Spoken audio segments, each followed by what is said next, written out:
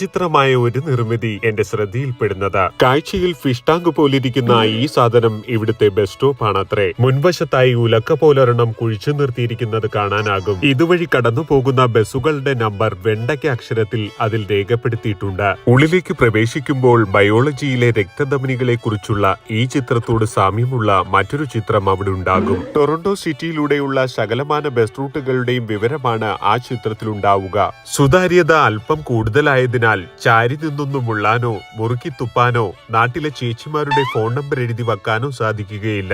MLA-മാർ കൈയിട്ടുവാരി തിന്ന കണക്ക് വിളിച്ചോതുന്ന ഫലകം ഒരു ബസ് സ്റ്റോപ്പിന്റെയും നെറ്റിയിൽ കാണാനാകില്ല എന്നതാണ് ഏറ്റവും വലിയ പ്രത്യേകത. മഞ്ഞുവീഴ്ചയും തണുത്ത കാറ്റിനെയും അതിജീവിക്കാനാണ് ഇത്തരം നിർമ്മിതികളെങ്കിലും അതുവഴി പോകുന്ന ഒരെണ്ണത്തിന് പോലും വിടാതെ വായി നോക്കാൻ ഈ ചില്ലുകൂട് പ്രയോജനപ്പെടുന്നുണ്ട്. തണുപ്പ് സമയത്ത് ചൂട് ലഭിക്കുന്നതിനുള്ള സാങ്കേതിക സംവിധാനങ്ങൾ ചില പ്രധാന ബസ് സ്റ്റോപ്പുകളിൽ ഒരുക്കിയിട്ടുണ്ട്.